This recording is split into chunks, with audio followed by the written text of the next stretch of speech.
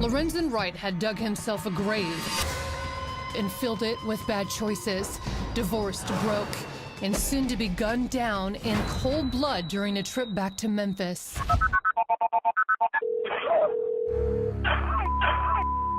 Georgetown 911, where's your emergency? Hello? They are words of panic. There's some cursing on there, and you hear gunshots, as many as 10, 11 gunshots. And this is, you know, him getting murdered. Hello?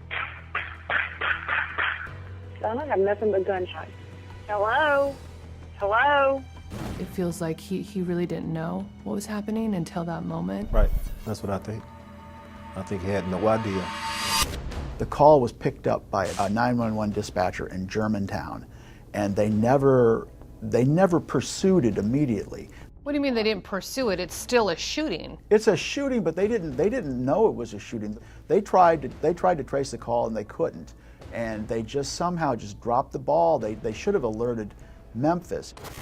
It was an astounding and reckless error, one that hurt the subsequent investigation badly. Once Memphis police were notified, they traced the call and found the body in a remote meadow. Unfortunately, it was 9 days after the murder. Whoever did it had a 9-day head start. You know, if they could have found the body in that night, you know, the trail's much fresher. He's been laying 9 days in 100-degree heat in Memphis, and the body is just severely decayed at that point. And we'll just go wherever the investigation leads us. So we're not ruling in, we're not ruling out. What clues existed were weak. Shira told police Lorenzen left her house that night with a box of drugs and a man she didn't know. She mentioned that he was going to flip something for $115,000. There was some speculation that Lorenzen got tangled up with the local cartel. We had read some about him selling cars to some drug guys, so we just thought that was it. We were like, oh my God, what did he get involved in? But there was no direct evidence linking Lorenzen to drug dealing. Whatever the motive, police believe the former NBA star was double-teamed that night. How many shooters? The autopsy reports and the police have said that there were 2 different shell casing types, or 2 different calibers. 9 days lost and not a tip or clue that sticks. Nothing more irritating for detectives than to have to put the case on ice. That was the frustrating thing, especially for Lorenzen's mother, Deborah. Just this agonizing questioning of, who did this and why, and you just don't get those answers. I really need your help, people. Come on, tell us something. Then 5 years after her husband's murder, Shira Wright does something unexpected. She pens a salacious novel, one seemingly based on her life with Lorenzen. It's called Mr. Tell Me Anything. The character, I guess he would be the antagonist in the book, a basketball player whose name in the book is Mr. Tell Me Anything. He so closely resembles Lorenzen in that he grew up in Mississippi, came up to Memphis to play basketball, made the pros. But the novel covers so much more. It seems to tell the real-life story of an unfaithful marriage, including characters like Honey Blonde and Ride or Die Chick. The theme that comes through is that of a very embittered woman. Mark Paraskia is an investigative reporter for Memphis newspaper Commercial Appeal. He met with Shira at a local restaurant to talk about her book. They're very graphic scenes, and again, she catches her husband cheating with another woman in the act of it, and the other woman, I think she calls her Miss Honey Blonde in the book. She runs into a bathroom, and Shira comes and kicks the door in and proceeds to beat her up, like is whacking her on the head and all that.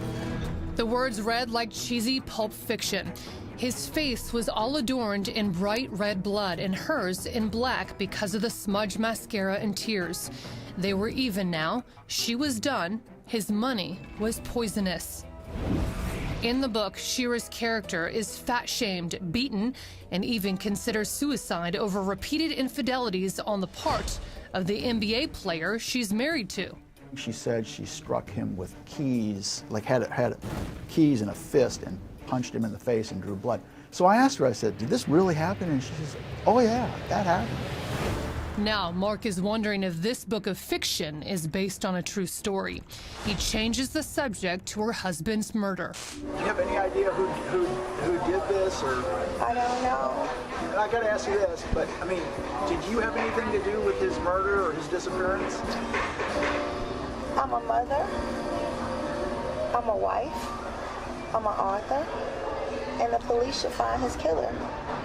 I'm a minister of the Lord, and I've never been in any type of trouble or anything. I'm a mother, an author, and a wife. And in fact, Shira had become an associate minister at Mount Olive Church. But it's possible her brand of worship includes a certain moral flexibility when it comes to the truth. Remember her account to police? That Lorenzen had a box of drugs and a friend she didn't recognize? And I never said box of drugs. You can write that because that's not true. What did you say? I just said he had a box. And they added the part about the drugs, I guess.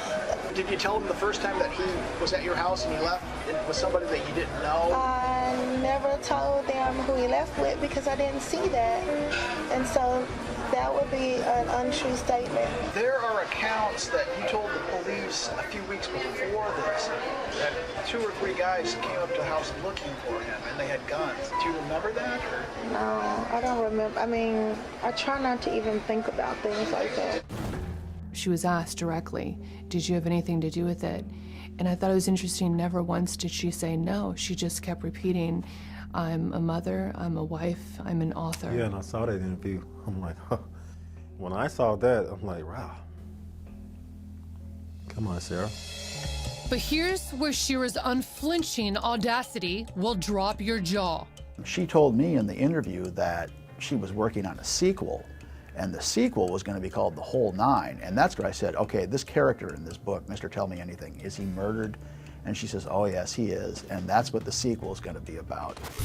It was difficult to discern whether Shira was just toying with Mark and even police. A sordid book and conflicting statements do not make a murderer, or at least one you can convict. In the meantime, Shira has collected on $1 million+ life insurance policy, and in less than a year, she has just about spent it all. Lorenzen's dad, Herb, is concerned about the children's welfare. He takes Shira to court. Prudence demands that you spend the money in accordance what's in the best interest of the children. If you buy pizza, you don't buy steak, or maybe you buy a hamburger. Herbert Wright tried to get $1 million a couple of years ago. He didn't get it then. He's back for a second bite at the apple now. Shira's behavior, no doubt, suspicious. If it were a TV drama, perhaps she'd get arrested and tried. But this is real life, and so far no one is confident that any case is provable beyond a reasonable doubt.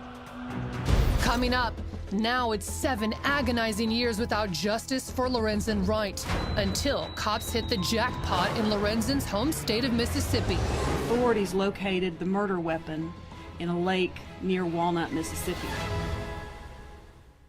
If she didn't get in touch with him, it was automatically, I think she began to be mistrustful. And then from that to the anger, and eventually to, if I ever caught him with anyone else, I'm gonna him up.